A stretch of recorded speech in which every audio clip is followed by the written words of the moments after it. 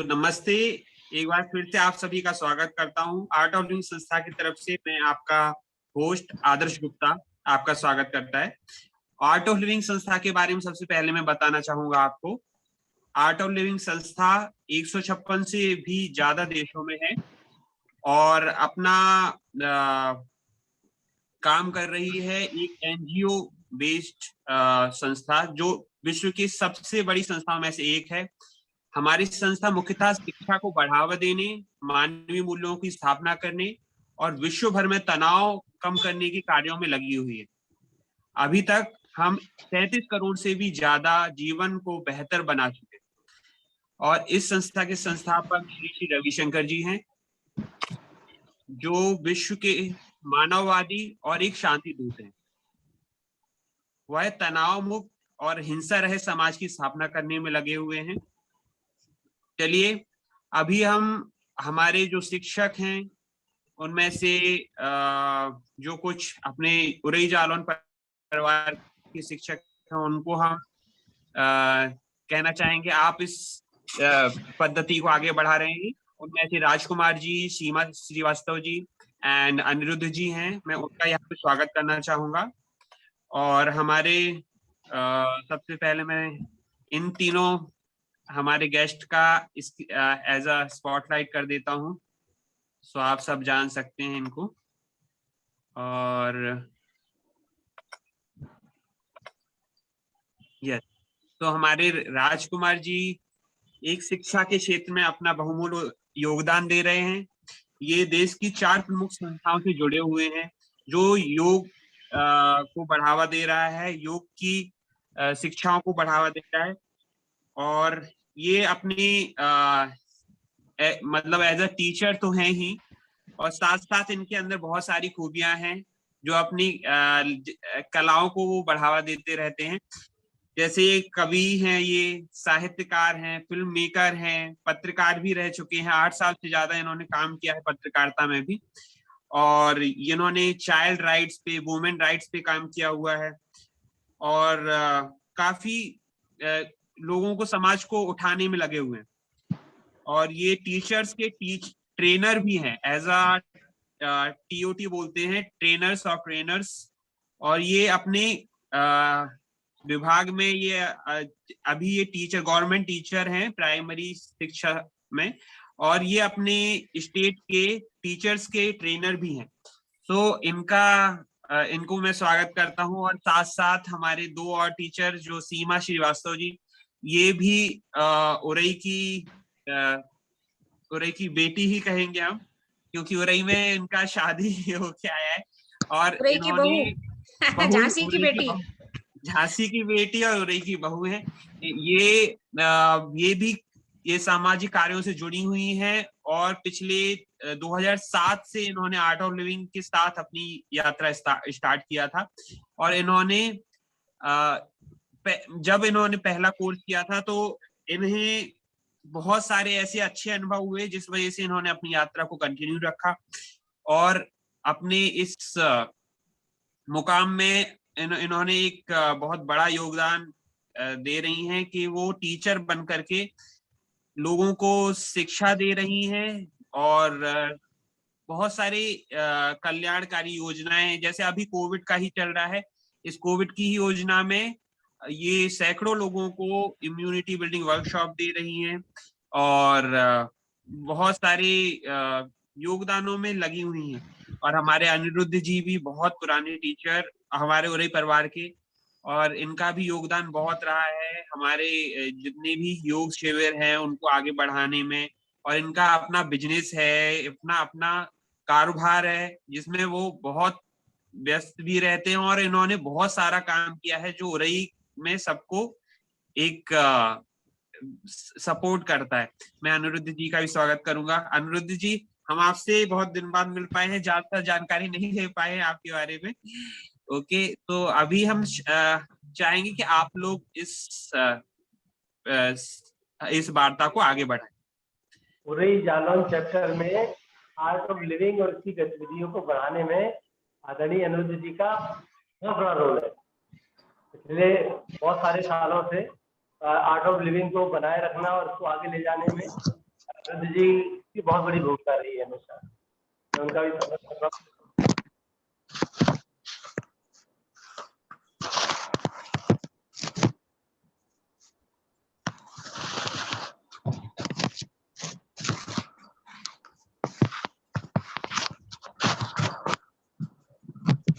सबका स्वागत करते हैं इस वार्ता में। हम आगे की वार्ता को बढ़ाते हैं। कैसे हैं आप सब? बढ़िया, फाइन। ठीक है, अगर नहीं भी बढ़िया है तब भी हम मुस्कुरा सकते हैं, नकली मुस्कुरा सकते हैं। गुरुजी कहते हैं मुस्कुराते मुस्कुराते कभी नकली मुस्कान कब असली हो जाती है पता नहीं पड़ता है। तो अभी चलो ये एक प्रॉमिस करते हैं कि जब तक अपना सेशन चलेगा हम नकली सही लेकिन मुस्कुराहट को कायम रखेंगे। सबसे पहला सूत्र क्या करते हैं इस वार्ता में, जैसे दो तरीके से भाग लग सकते हैं, या तो मैं बोलूं आप सुने, या हम सब मिलके इस वार्ता को आगे बढ़ाते हैं। कैसा चाहेंगे आप सब? अब वीडियो अगर ऑन करेंगे तो ज्यादा अच्छा लगेगा।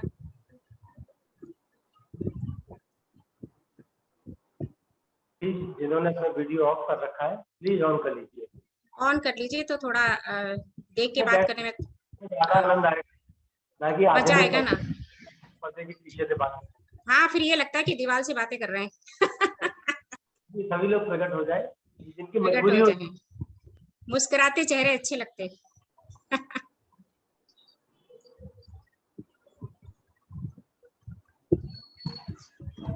चलिए,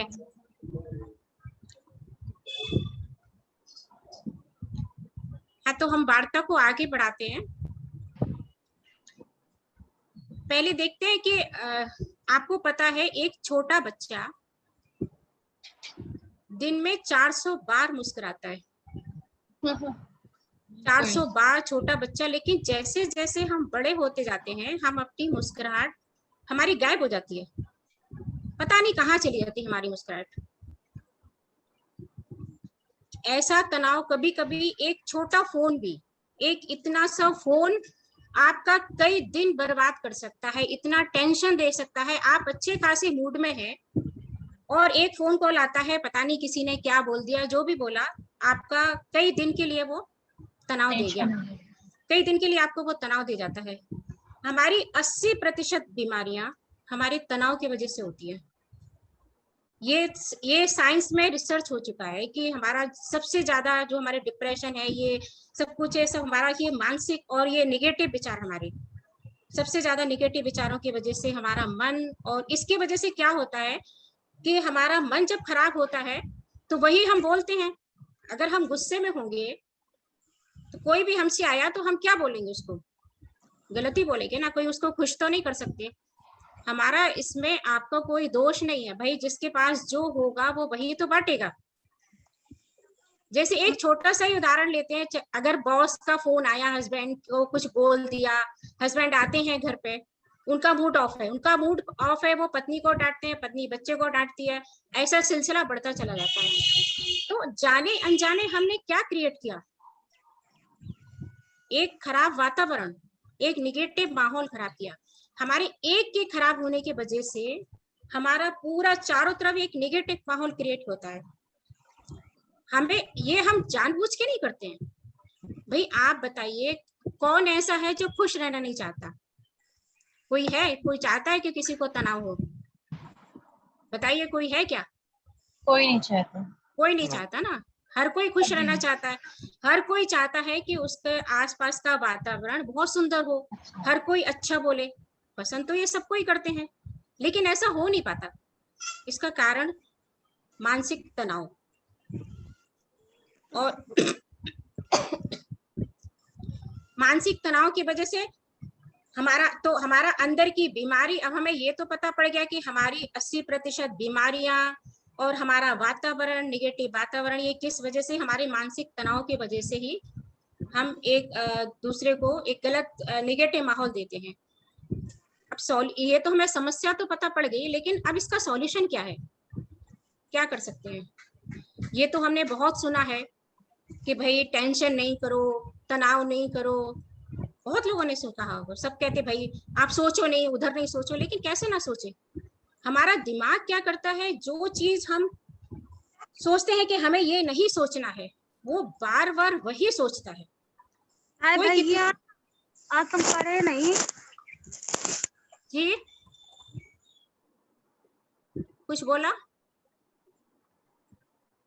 हाँ, तो क्या बोल रहे थे? हमारा दिमाग जिस चीज के लिए मना करते हैं कि ये नहीं सोचो, तनाव नहीं करना, टेंशन नहीं करना, ये सुना तो बहुत है, लेकिन कभी हमें सिखाया नहीं गया। एक छोटा सा प्रयोग करते हैं। 2 मिनट के लिए सब अपनी आंखें बंद करते हैं, थोड़ा मन को समझते हैं कि कैसे हम तनाव को दूर कर सकते हैं। आंखें बंद करेंगे, सब कुछ सोचना है आपको, लेकिन एक काला बंदर 2 पैर पे खड़ा है, बस वही नहीं सोचना, बाकी सब कुछ आप सोच सकते हैं।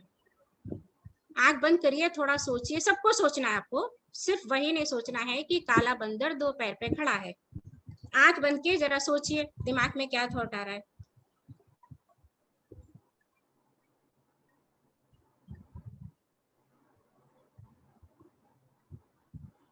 आंखें खोल सकते हैं। क्या पाया? क्या विचार आया मन में? बताएंगे? कोई बताएगा क्या विचार आया मन में? ये बोला था कि सबको सोचना है, लेकिन काले बंदर के बारे में नहीं सोचना है जो 2 पैर पे खड़ा है।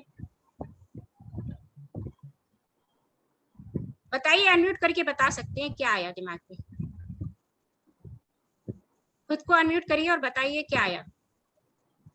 लास्ट थॉट आपने बोला था वही बार बार दिमाग में एग्जैक्टली।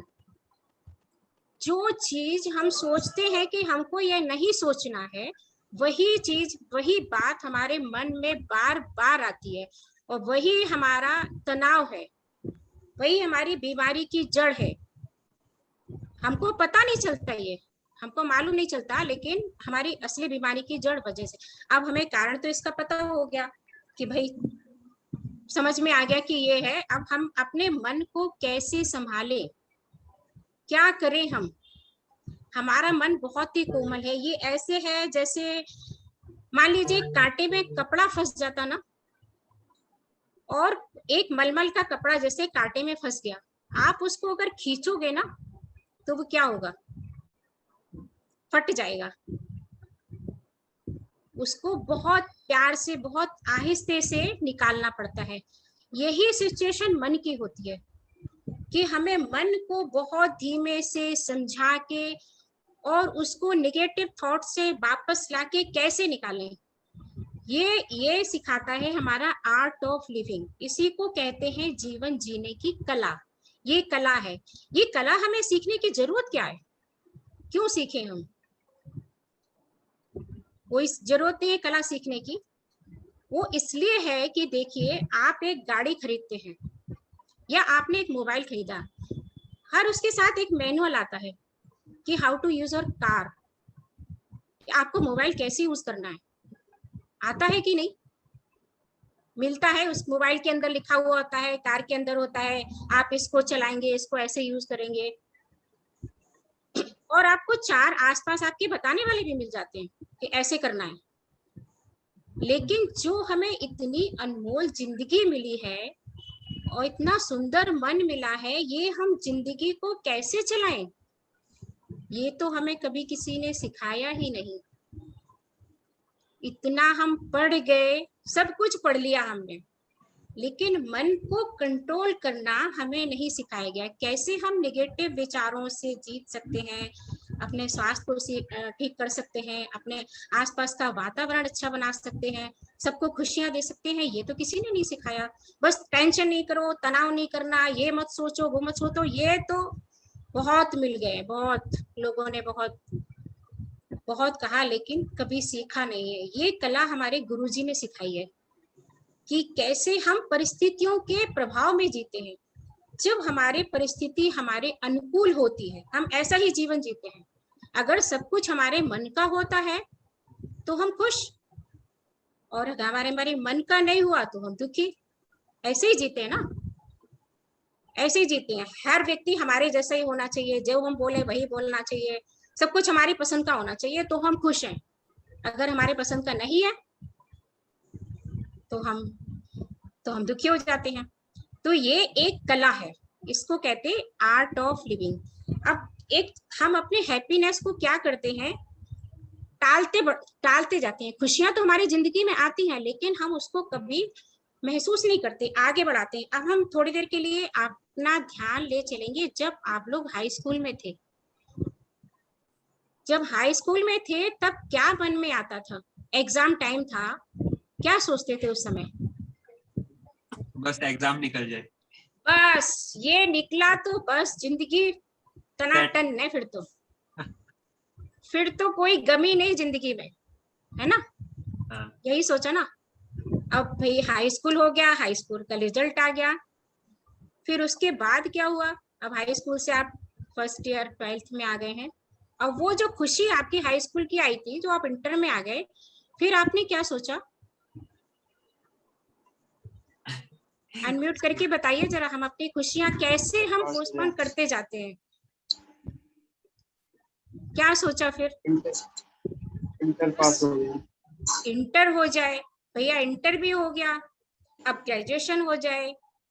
अब ग्रेजुएशन हो गई, नौकरी भी लग गई, अब नौकरी भी करने लगे, फिर खुशी नौकरी में आई, नौकरी भी करने लगे। नौकरी करने के बाद करते करते फिर जिंदगी में आ जाता है, क्या ऐसा नौकरी ही करते रहेंगे जिंदगी भर, ऐसे ही चलेगा? नहीं, अब तो बीवी चाहिए, लड़की है तो भाई अब तो हस्बैंड चाहिए, एक और टेंशन। खुशी आई और हमने फिर बढ़ा दी, फिर आई फिर बढ़ा दी, फिर आई फिर बढ़ा दी। हम पूरे सारी जिंदगी अपनी खुशी को आगे आगे आगे आगे बढ़ाते रहते हैं, कभी खुश नहीं होते। सही बोला मैंने कि नहीं? ऐसे ही करते हैं ना, खुशी को आगे बढ़ाते हैं। आगे आगे बढ़ाते जाते हैं लेकिन खुश कभी नहीं होते। एक तो अब तो हमें कैसे हर हाल में खुश कैसे रहना है, उसी वर्तमान में कैसे खुश रहना है, ये कला ये हमारे गुरुजी सिखाते हैं, ये सुदर्शन क्रिया में सिखाते हैं। अब हम अपने थोड़ा सा अपनी श्वास को समझते हैं कि श्वास क्या होती है, श्वास का और मन का हमारे क्या संबंध होता है। हमारा श्वास हमारे लिए कितनी इंपॉर्टेंट है। जब हम इतनी इंपॉर्टेंट दुनिया में आए तो पहला काम सांस लिया, सांस लेने से सांस छोड़ने तक का हमारा जीवन है, लेकिन कभी हमने अपने सांसों को महसूस किया? कभी महसूस किया कि वो चल भी रही है? नहीं। या तो हम दौड़ते हैं तब हमें पता होता है कि हमारी सांस चल रही है, या कभी गुस्सा आता है, जब हम गुस्सा होते हैं तो हमारी सांस कितनी गर्म होती है कि नहीं? कभी महसूस किया कि कितनी तेज तेज और गर्म सांस होती है हमारी जब हमें बहुत गुस्सा आता है। और जब हमारा मन शांत होता है तो हमारी सांस बहुत लंबी और स्मूथ होती है। और जब हम खुश होते हैं तो हमारी सांस गले को टच करते हुए जाती है। ऐसी हमारा मन बदला तो हमारी सांस बदली। कभी गौर किया? हमारे मन, अगर हमें गुस्सा है तो हमारी सांस बदल जाती है, हम खुश हैं तो हमारी सांस बदल जाती है, क्रोध में है, गुस्से में है, प्रसन्न है, तीनों तरीके से हमारी सांस बदलती है। तो अगर हमारा मन खराब है और हमारी सांस बदली है तो कैसे हम अपनी सांस को बदल के, अपनी सांस को कैसे लयबद्ध करके अपने मन को अच्छा कर सकते हैं? ये टेक्निक है सुदर्शन क्रिया। इसमें सुदर्शन क्रिया में बहुत ही अद्भुत ब्रीदिंग टेक्निक है। और दूसरा एक और पॉइंट है इसका कि हमारे लंग्स का जो हम सिर्फ 30% यूज करते हैं, किसी भी योगा किसी भी प्राणायाम में वो नहीं है। आप कहते हैं कि भाई हम तो योगा करते हैं, बहुत बहुत अच्छी बात है, अच्छा करते हैं, लेकिन जो सुदर्शन क्रिया जो टेक्निक ब्रीदिंग वो जो सिखाई जाती है उससे हम लंग्स का अपने 100% यूज करते हैं। एक और कारण, हमारी एज जब 30 तक होती है तो हमारे लंग्स की कैपेसिटी ज्यादा होती है। अगर हमें निमोनिया हो जाता है तो हम उससे पार हो जाते हैं, लेकिन जैसे अगर हम 60 के होते हैं और उस समय हमें निमोनिया हुआ या हमारे लंग्स में कोई दिक्कत हुई, फिर बहुत मुश्किल हो जाता है। जैसा कि आप लोगों ने खुद देखा होगा, आजकल कोरोना के समय में ज्यादातर डेथ किस वजह से हुई है? लंग्स की वजह से हुई है। तो एक ये इसी सुदर्शन क्रिया से ऐसी टेक्निक है जिससे हम ऐसी सांस लेते हैं कि हमारा लंग्स 100% काम करता है। और ये हमारा सुदर्शन क्रिया आध्यात्म और विज्ञान का संगम है। हमारे गुरुजी ने वैदिक पढ़ाई भी करी है और साइंस के भी स्टूडेंट रहे हैं, साइंस में भी। तो इसके ऊपर बहुत रिसर्च हो चुकी है। डॉक्टरों ने भी ये कहा है कि नहीं, आईसीयू में रह के डॉक्टरों ने सलाह दी है कि सुदर्शन क्रिया सबको करना चाहिए। हम सब कुछ सीखते हैं लेकिन अपने सांसों के प्रति सजग नहीं रहते हैं। एक आपको स्टोरी बताते हैं। एक प्रोफेसर साहब थे, तो उनको नदी पार करना थी। उन्होंने नाविक से कहा कि भाई हम आपको 50 रुपए देंगे, आप हमें नदी पार करा देंगे? नाविक बोला हाँ बिल्कुल, आइए बैठिए। नाव में बैठ जाते हैं प्रोफेसर साहब। नाव थोड़ी दूर चलती है तो प्रोफेसर साहब नाविक को बोलते हैं कि तुमको केमिस्ट्री में कुछ आता है? तो नाविक बोलता है नहीं सर। तो बोले तुमको पता है केमिस्ट्री के कैसे हमारे जीवन में हम इसके नियम को लागू करके कैसे अपना जीवन जी सकते हैं, कितना वो है उपयोगी है, पता है? तो बोला कर नहीं मुझको तो, नाविक बोला मुझको तो कुछ नहीं पता। तो बोले अगर तुमको नहीं पता तो तुम्हारी 25% जिंदगी बेकार है। थोड़ा आगे और चलते हैं। फिर प्रोफेसर साहब फिर उसको पूछते हैं कि भाई तुम्हें बायोलॉजी के बारे में कुछ पता है? बोला कि नहीं सर हमें तो नहीं पता है। तो बोला तुम्हारी 50% खत्म। फिर बोले तुम्हें सांख्यिकी के बारे में, कैसे ये नियम हमारे जीवन में लागू होते हैं, कुछ जानते हो? उसको थोड़ा सा गुस्सा आया नाविक को। बोला नहीं मुझे तो नहीं पता। बातों में अब वो बीच में आ गए, नदी के बीच में आ गए। अब नाविक की बारी आती है। नाविक कहता है कि सर आपको तैरना आता है? तो प्रोफेसर साहब कहते हैं कि नहीं तैरना तो नहीं आता है। तो बोले कि नाव में छेद है, अगर आपको तैरना नहीं आता तो आपकी 100% गई। तो हम क्या करते हैं, हम सब कुछ सीख लेते हैं लेकिन हम अपनी जिंदगी को कैसे हंसते मुस्कुराते विपरीत परिस्थितियों के बीच कुछ भी हो जाए हम पॉजिटिव रहेंगे, हम अपने आसपास लोगों को खुश रखेंगे, हम स्वस्थ रहेंगे, खुद रहेंगे और हमारे इतना अच्छा हम वातावरण क्रिएट करते हैं कि हमको देख के लोगों के चेहरे पे मुस्कुराहट आ जाती है। ये जीवन जीने की, अगर समझो आपने विपरीत परिस्थितियों के बीच मुस्कुराना सीख लिया और तब आपको लोग खुद ही कहेंगे कि भाई इसने जीवन जीने की कला सीख ली है।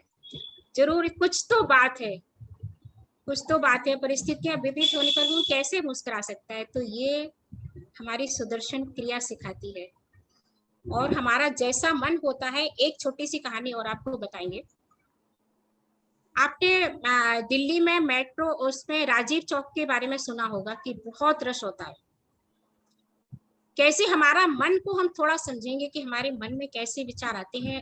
अभी तक हम ना मन को समझे ना सांसों को समझे, बस परिस्थिति के अनुकूल खुश ऐसे जीवन जीते हैं। लेकिन थोड़ा मन को समझते हैं। वातावरण कुछ भी, फिर भी इतनी भीड़ होती है कि आप धक्का दो मेट्रो के अंदर, ना पसीना गंदगी, एक व्यक्ति उसके अंदर होता है, चारों तरफ माहौल उसको बहुत सड़ांध आती है कि इतनी भीड़ में। उसी बीच में क्या होता है कि उसके बॉस का फोन आता है कि भाई आपका ना प्रमोशन हो गया। और वो बात सुन के जो परिस्थिति उसके अनुकूल नहीं थी वो उसके अनुकूल, उसको जो प्रतिकूल थी वो अनुकूल लगने लगती है। क्यों लगी उसको? बताएंगे ऐसा क्यों हुआ? परिस्थिति वही थी ना, वही मेट्रो थी, वही भीड़ थी, वही पसीने की बदबू थी, लेकिन ऐसा क्या हुआ मन फिर मोशन की तरफ चला गया ना। हाँ, क्यों हमारा मन खुश हुआ तो हमें सब कुछ अच्छा लगने लगा। बाहर का वातावरण तो खुश नहीं था, वो तो वैसा ही था, नेगेटिव था। तब भी बदबू आ रही थी, अभी भी बदबू आ रही है। तब भी भीड़ थी, अभी भी भीड़ थी। तब भी वो पकड़ के खड़ा हुआ था, अभी भी खड़ा हुआ है। सब कुछ वैसे ही है, लेकिन उसका मन की स्थिति बदली। तो ये हम इसमें ध्यान के द्वारा हम अपने मन की स्थिति को बदलते हैं। एक बहुत गहरे विश्राम में जाते हैं, उतने गहरे विश्राम में जाते हैं जैसे आप कितने भी थके हो। अगर आप 10 मिनट की नींद ले लेते हो तो फिर से एक आपकी एनर्जी फिर से बढ़ जाती है, सिर्फ 10 मिनट सोने से। तो ये सुदर्शन क्रिया करने से हम उतने ही गहरे विश्राम में जाते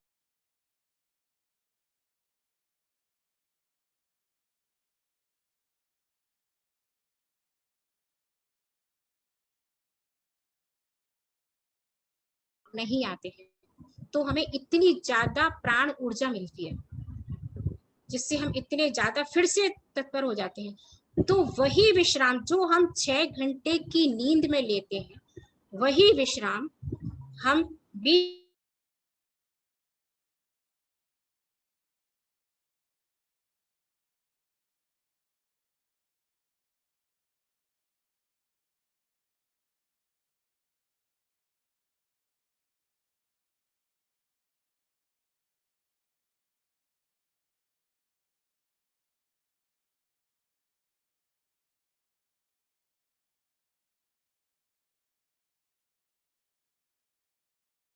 क्रम में चलते हैं।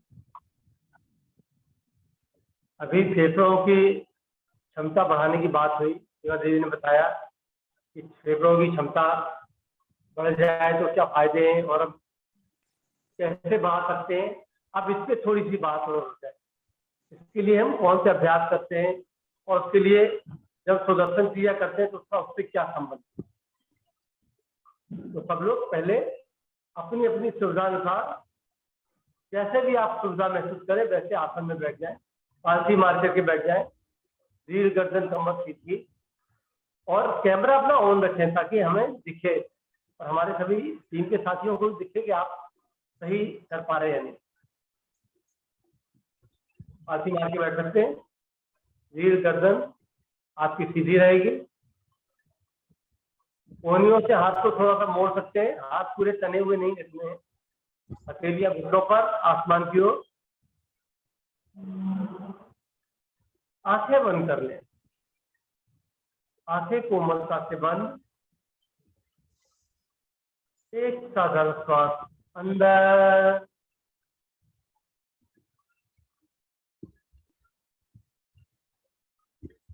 और बाहर।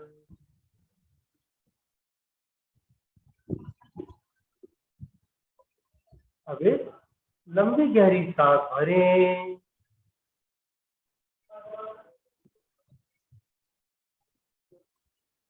और खाली हो जाए।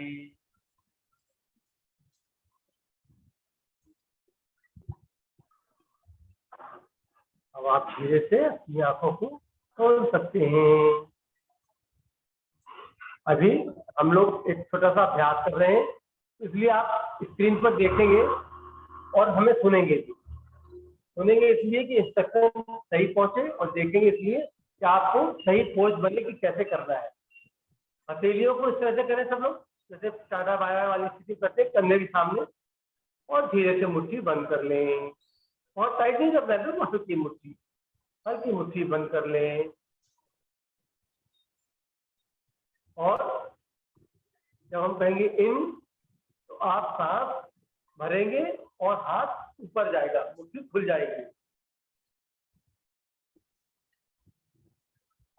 कहने पर हाथ ऊपर जाएगा और मुट्ठी खुल जाएगी और वापस फिर मुट्ठी बंद हो जाएगी। सब लोग करके देखें, सब लोग कुछ बनाए।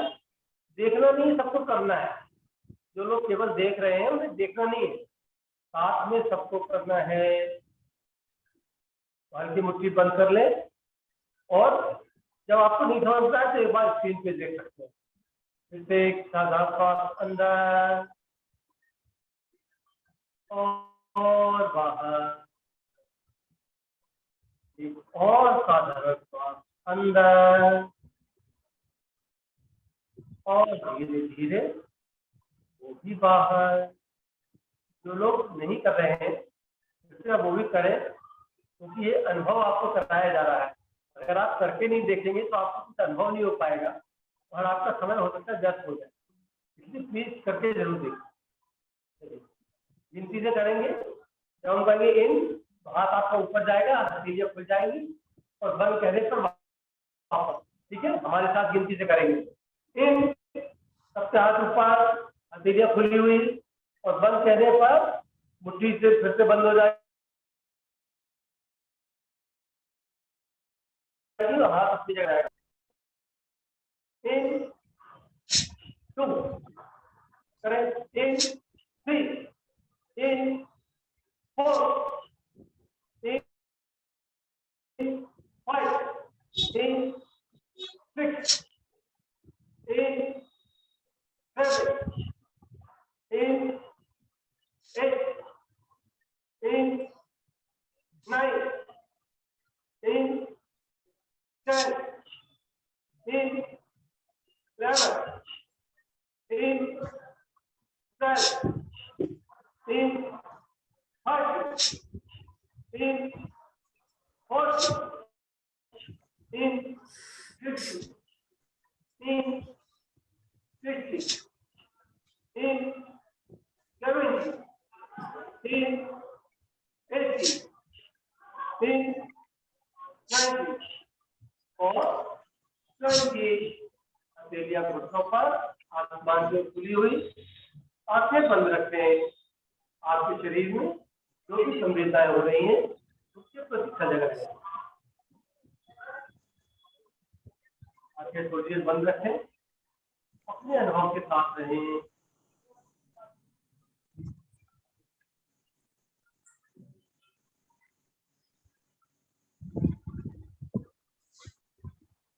आंखें खोल लें। हम लोग कर रहे हैं भस्त्रिका। भस्त्रिका के दूसरे राउंड के लिए फिर से तैयार हो जाए। हल्की मुट्ठी, जैसे बताया, धीरे से बंद, बहुत टाइट नहीं करनी है। हल्की मुट्ठी कंधे के आसपास, धीरे से बंद, कान लेके और फिर से आंखें बंद कर लें। और जब न समझ में आए तो देख भी सकते हैं आपको। एक साधारण श्वास अंदर और बाहर, एक और लंबी गहरी सांस अंदर और बाहर। अब पूरे जोश और उपाय के साथ इन कहने पर हाथ ऊपर और गिनती पर हाथ नीचे।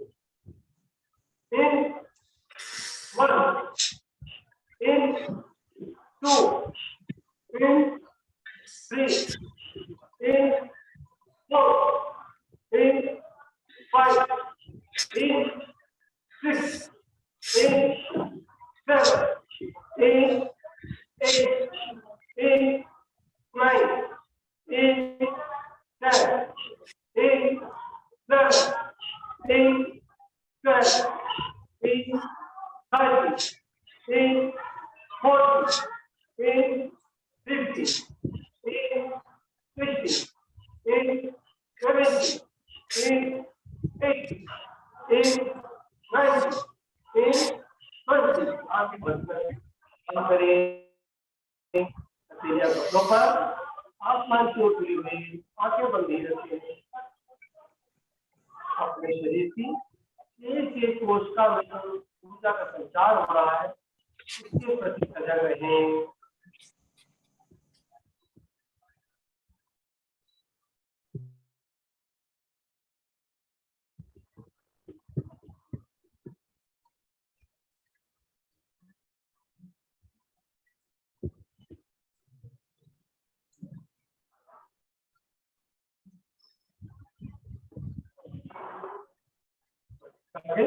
तीसरे राउंड के लिए तैयार हो जाए। जैसे हल्की मुट्ठी कंधे के सामने, हल्की हल्की बंद, कोनिया साइड से सटी हुई। एक लंबी गहरी सांस अंदर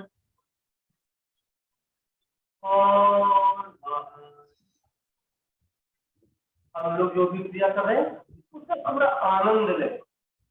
जैसा कि अभी सीमा दीदी ने कहा था कि मुस्कुराहट तभी ही सही पर चेहरे पर बनी रहे, तो इस क्रिया के दौरान भी चेहरे पर मुस्कुराहट बनाए रखें।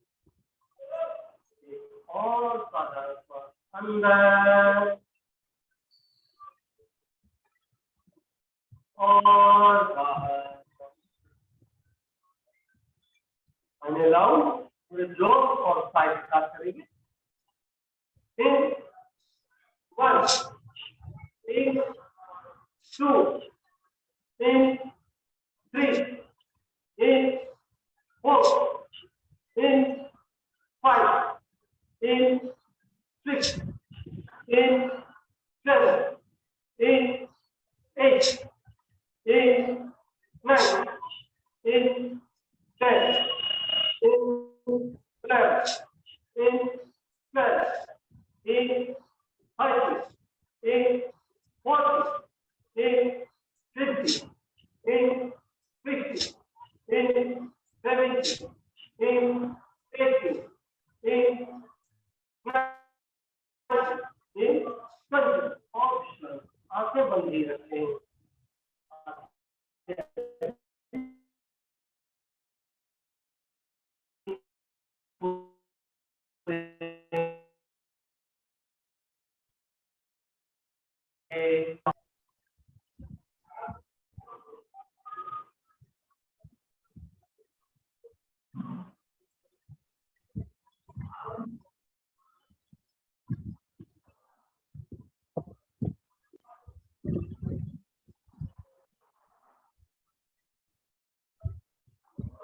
मन करें धीरे से अपनी आंखें खोल सकते हैं।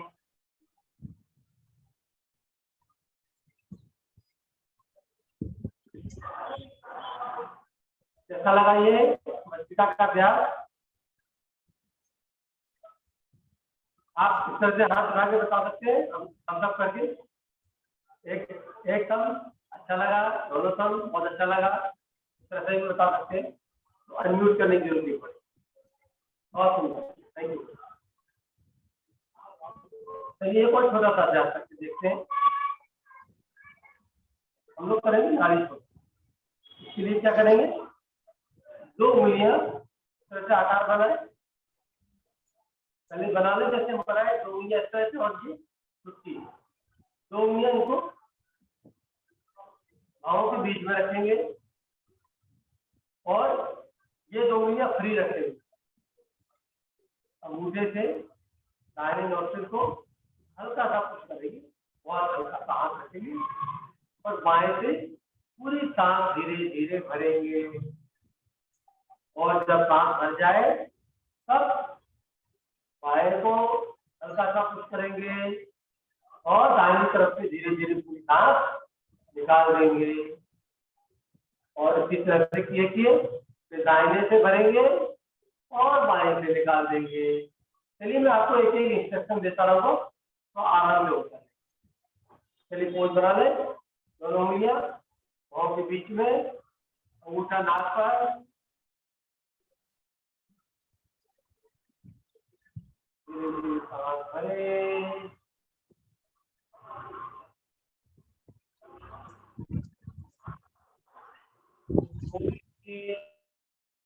दूसरी तरफ से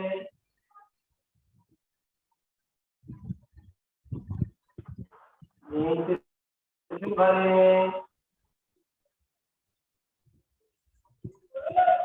और दूसरी तरफ से छोड़ दें।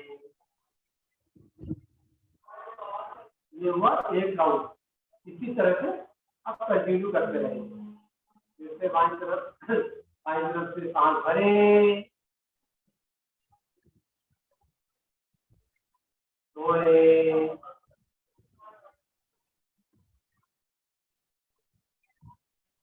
भरें, छोड़ें, भरें, छोड़ें, भरें,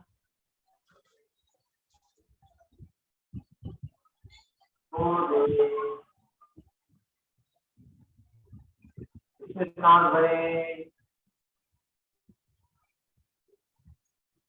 और छोड़ दें। भरें और छोड़ दें।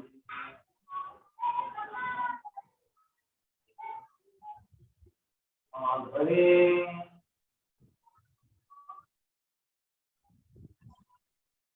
और छोड़ दें।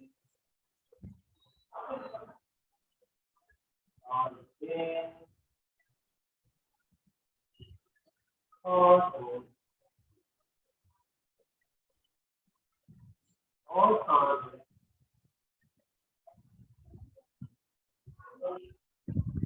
खाली दें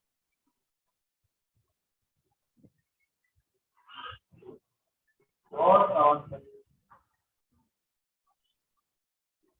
छोड़ दें।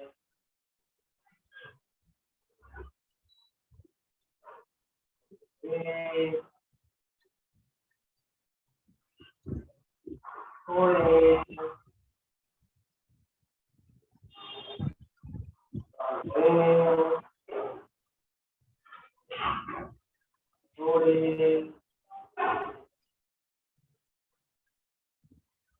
भरें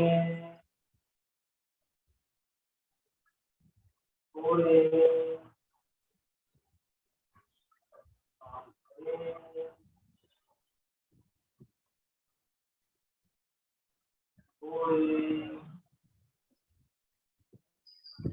हाथों को घुटने पर रख ले, ऐसे ही आसमान की ओर आंखें बंद ही रखें। आंखें भी नहीं खोलेंगे, आंखें बंद रखें। दोनों घुटनों पर आसमान की खुली हुई आंखें बंद रखें।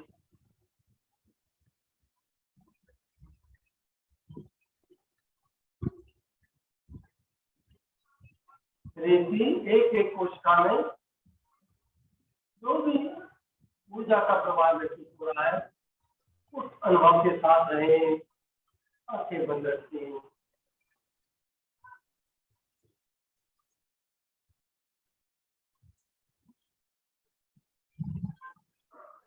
एक साधारण श्वास अंदर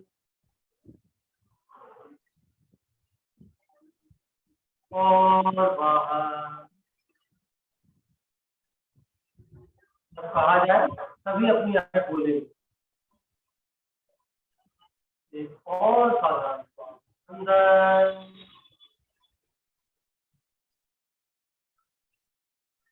और बाहर।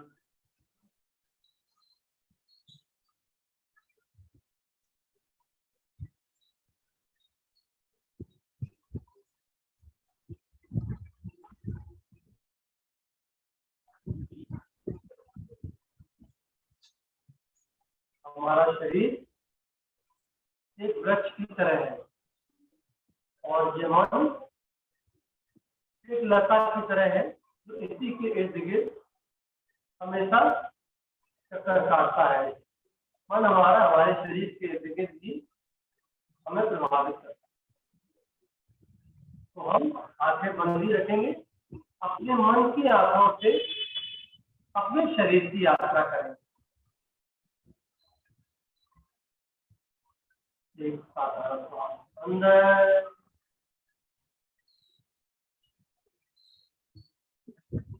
और बाहर।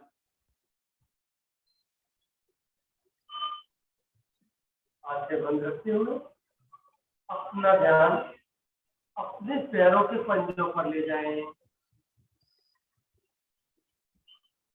और पैरों की उंगलियों को हल्का सा हिला दें।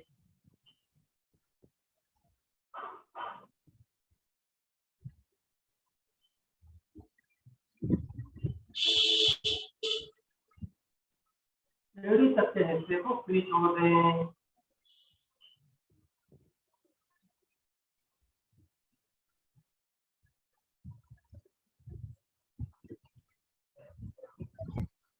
घुटने और उसके आसपास हो रही हलचल को महसूस करें।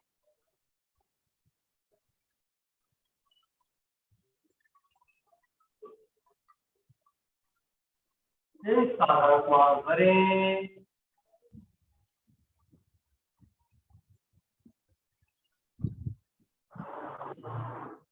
और जाने दें।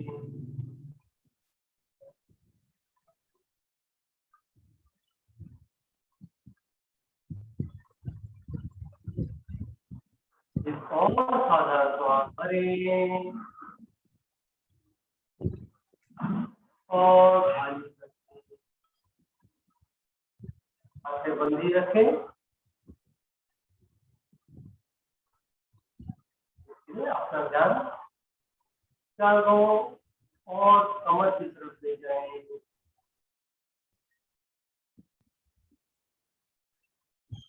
अपनी गुदा और जननेंद्रियां सब सीधा छोड़।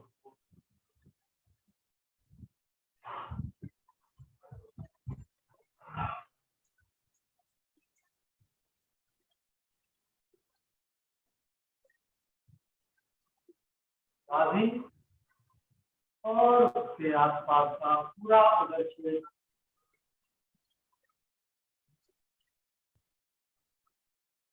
शिथिल शिथिल और शिथिल।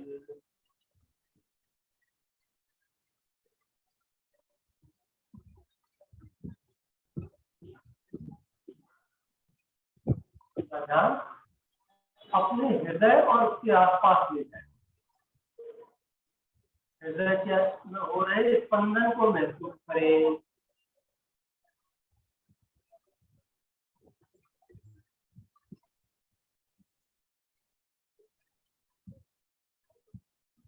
एक साधारण सांस भरें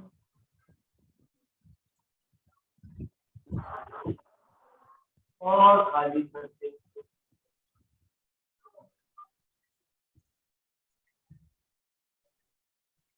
एक और साधारण सांस भरें और खाली कर दें।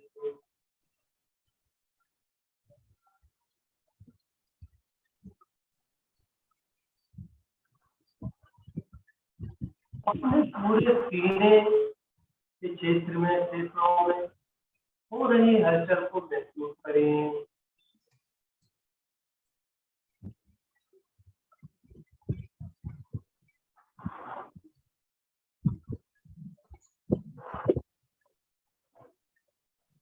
अपना ध्यान दोनों हाथों की उंगलियों की ओर ले जाएं और उन्हें ढीला छोड़ दें। कलाई तक का भाग एकदम ढीला।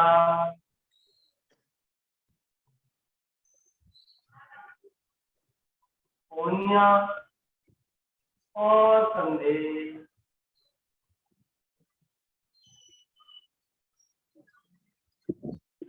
कंधे तक का पूरा शरीर हिल।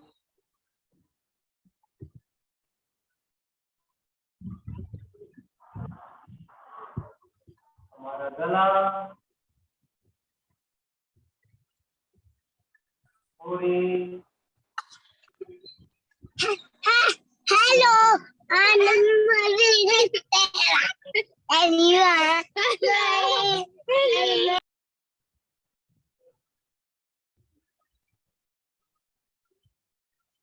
नाक आंखें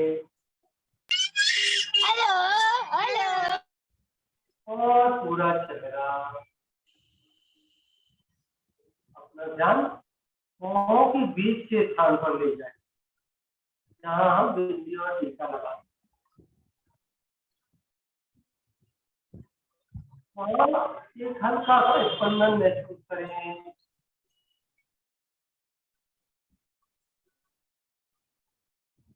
वहां उभर रहे घास को महसूस करें।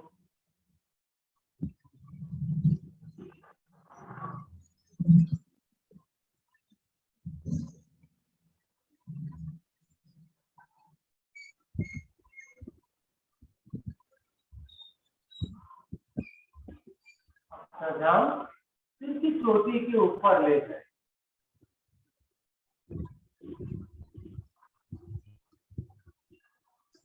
पैरों से लेकर सिर की चोटी तक पूरा शरीर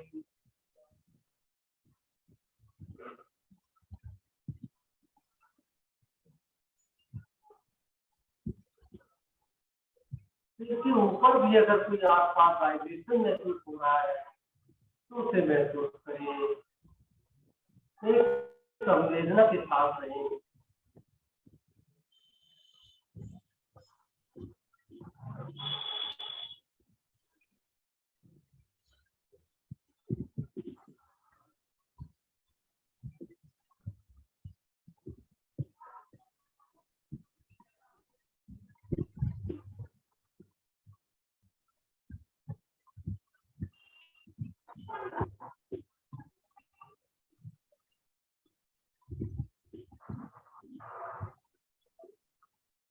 अपने आसपास के वातावरण के प्रति सजग हो जाएं।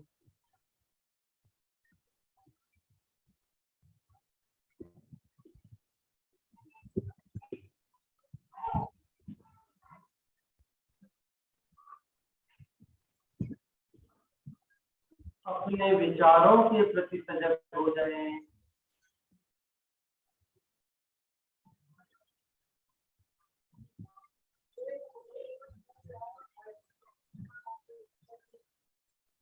अपनी भावनाओं के प्रति सजग हो जाएं।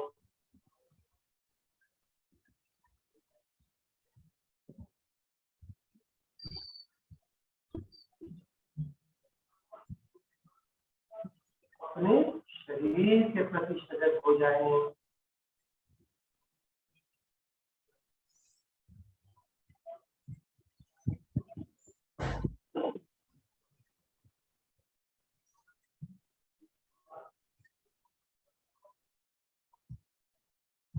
एक लंबी गहरी सांस भरें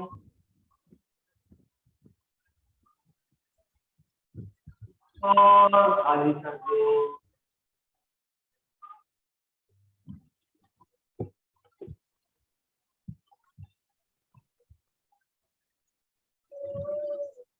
एक और लंबी गहरी सांस अंदर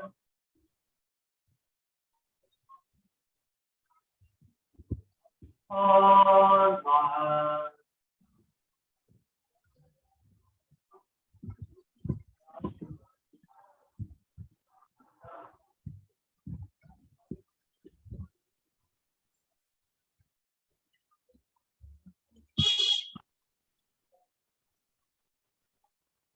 जब भी मन करे अपनी प्यारी सी आंखों को मुस्कुराते मुस्कुराते खोल सकते हैं।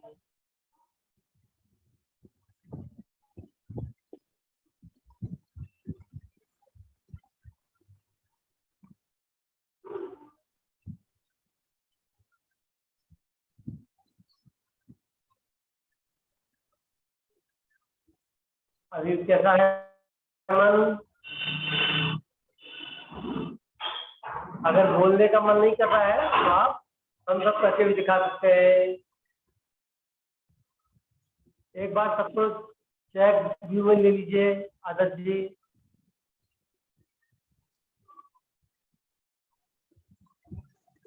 जी भैया।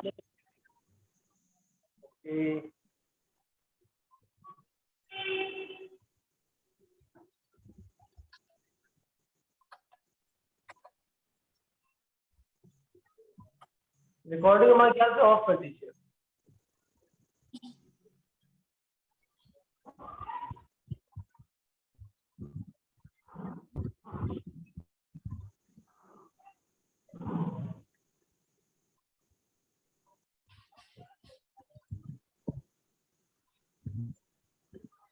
ये रेडमी में कौन है आदर्श जी?